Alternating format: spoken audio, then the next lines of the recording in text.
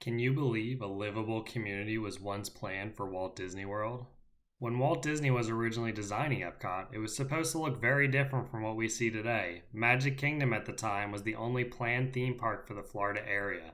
Originally, the plan was to have one theme park that matched that of Disneyland, and then to have a unique technology advanced community. Walt Disney would call this idea the Experimental Prototype Community of Tomorrow, aka Epcot.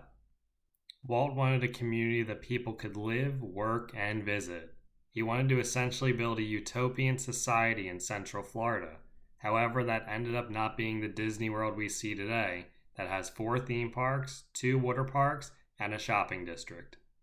The concept was based on modernism and futurism, with technologies that would advance society.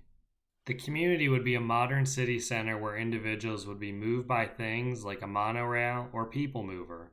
A car would never be needed in the city center, as all modes of transportation from home to work would be accessible from the monorail or people mover. An airport would also be close to the city center, where visitors would be able to fly right into Disney property and be shuttled to their resort or Magic Kingdom.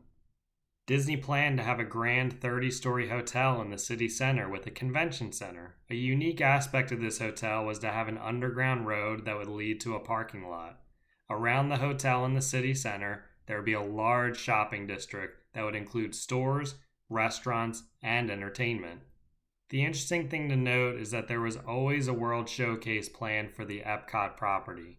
Essentially, Walt wanted a living, modern-day World's Fair. He wanted a chance to expose the world to various different cultures. The goal of the business center was to have technologically advanced companies operating out of them. There would be an area devoted for community activities for things like schools, parks, stadiums, and playgrounds. Also, a residential area for around 20,000 residents. The unique aspect about this idea was to have no individual owning the land. Each house would have the highest technology with eco-friendly aspects. Every person in the community would be employed by the city, thus avoiding any type of lower class in the area. A model of this city can be seen when riding the People Mover in the Magic Kingdom today.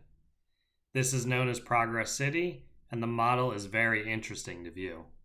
None of these plans would ever happen, and we would never get to see an advanced city on Disney property.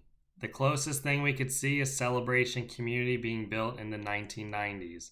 The Disney World we know today is extremely different, with multiple theme parks and beautiful resorts surrounding the area. It is interesting to note Disney has gotten back into the market for community planning with a new one planned for California.